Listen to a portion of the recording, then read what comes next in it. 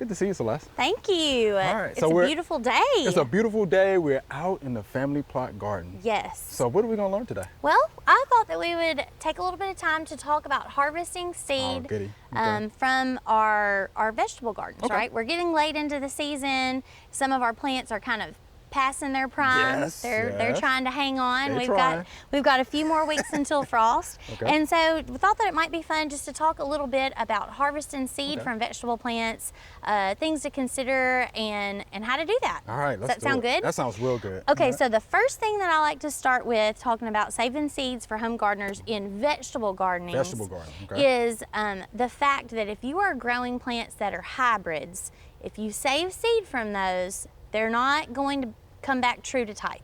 So if you are growing a Better Boy tomato, that's a hybrid tomato. If you save seeds from that and replant them next year, it's not going to grow and retain all the same characteristics of that hybrid. That's good to know. So, you know, saving seeds is fun, but you need to do it with the right type of plants. So let's aim for, you know, heirloom type plants, things that are open pollinated. Stay away from our hybrid plants when we're harvesting seed for those. So what do we mean by open pollinated? Basically, open pollinated just means that it's okay if it gets pollen from other plants mixed into its genetics. Does that make sense? That makes sense. Okay. And you can harvest those seeds and they will retain those characteristics of that plant. So the next thing that I wanted to make sure that people knew is if you're getting really serious about seed saving, you should only be growing one type of a certain plant so that you aren't mixing a lot of genetics, So you wouldn't want to grow 4 different kinds of cucumbers in your garden where those pollens could be mixing with one another. Or if you're going to, there's some techniques that we can use to isolate flowers. We can self-pollinate the flower, then put like sachet bags over that flower. Note that you've already pollinated it, and then you know that other insects aren't going to, you know, help with mixing pollen in the future. So those are a few ways that we can keep our genetic streams clean. Does that make sense? That makes sense. That was good. Good explanation. Or you can cage an entire plant. I know some people that will do that too. Really? Use like a fine wire mesh screen to exclude insects. So there's lots of fun techniques, and if you're wanting to know more about how to do that and collect seeds, one of the books that I reference quite often is called Seed to Seed. Yeah, it's fun. I use it a lot, and so, you know, there's lots of information out there on the internet obviously as well, and that's just another resource available to people to use. But that just happens to be your favorite. Exactly, that's just my favorite. So we've talked about types of plants, we've talked about keeping those genetic streams clean. Now let's talk about what to look for in the fruits. So I've decided that we'll talk about 2 different groups. We'll talk about fruits that are in like wet, fleshy type fruits, and then we'll talk about those that are in dry out into like seed pods essentially. So let's just start out talking about this cucumber. Which is huge, by the way. This is a cucumber, believe me, I promise. So this is an overly ripe cucumber. When we are harvesting in our vegetable gardens, you aren't looking for, you don't want to harvest them in the stage where you would harvest them to eat, right? You want them to be overripe. That's going to allow that fruit to mature. It's going to allow those seeds to continue to mature inside the fruit. Sometimes the stages that we're harvesting vegetables at, the seeds aren't fully mature inside the fruit yet. So just to be on the safe side, let your fruits get overly mature and overly large. So this is a huge cucumber. It is huge. And I just want to show you, in case you're not familiar with where the seeds are located, inside a cucumber, obviously, they're here in the center. So for these fleshy type fruits, what you're going to do is scoop out the seeds on the inside. Obviously, you're going to have a lot of other things. You know, there's that gelatinous kind of material. You're probably going to have some of that flesh that gets scooped out with it as well. And the best way to separate those is to put it into a jar with water and just shake that jar. Just shake it, shake it, shake it, let it sit.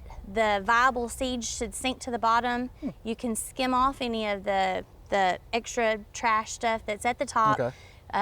Pour out that water, put in clean water, and do it again. And continue to do that until your seeds are clean. You're satisfied that they're clean. And then they need to be laid out and thoroughly dried quickly. We don't want those seeds to allow to remain moist because that could induce germination.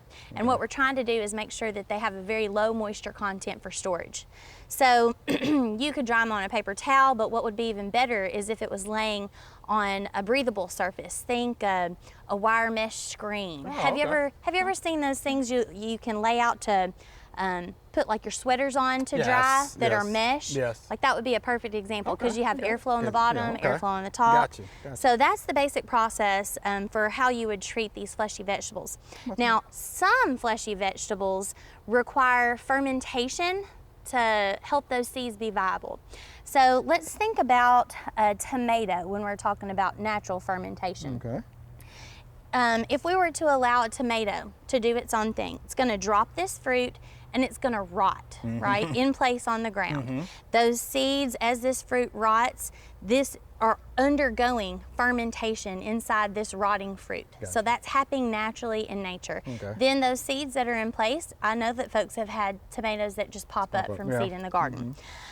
So what we're trying to mimic is what's happening naturally in nature, but we're trying to do that in a controlled environment. Okay, I got you. So harvest your fruit after it started kind of rotting. It shouldn't look pristine like a slicing tomato. Like that one does not look. Exactly. And then we're gonna do a similar technique that we did with the cucumber.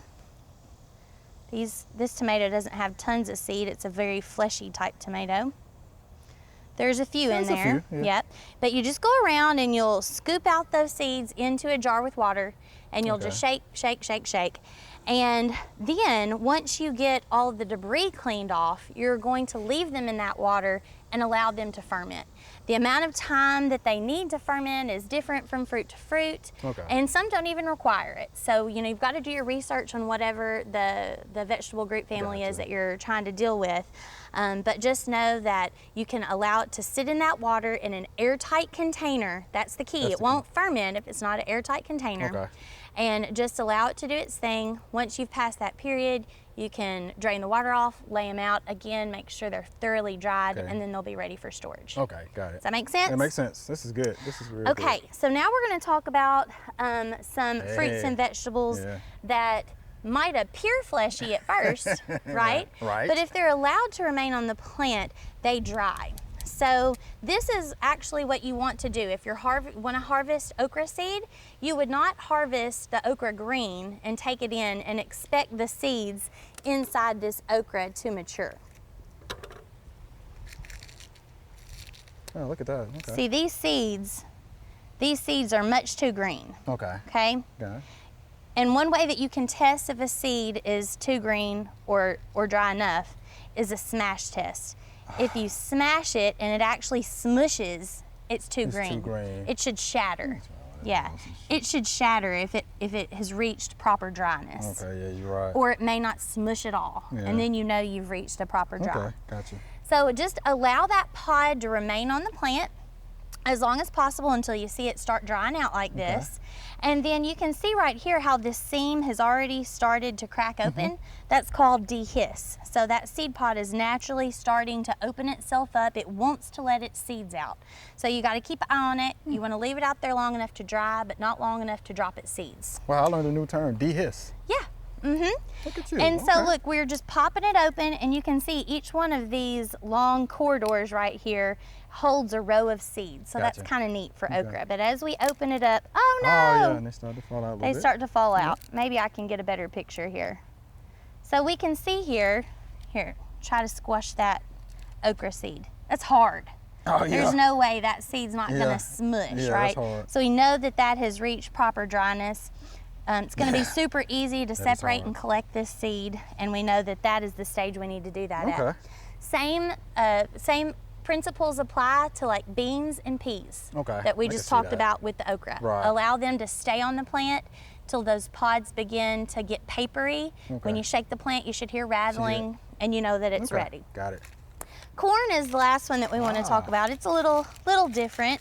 Doesn't fall into either one of those categories, but still, if you've grown some corn that you want to harvest the seed for, we need to allow that to fully mature, right? When we're harvesting corn to eat, it's juicy, moist. We want these kernels to be very dry, wrinkly almost.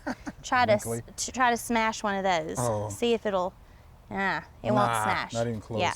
Even if you use your nail, you're just not getting in there. So that's how you know that you've reached your proper harvest time for harvesting those seed corn. Okay. Well, thank you, Celeste. And so that kind of sums things up when we're talking about fleshy vegetables versus vegetables that dry down and can be stored that way. And hopefully this will get folks on their journey. I think this will. All right, thank you much. We appreciate that demonstration. It's You're real welcome. good. Thanks for watching the video. If you enjoyed it, please click the subscribe button below.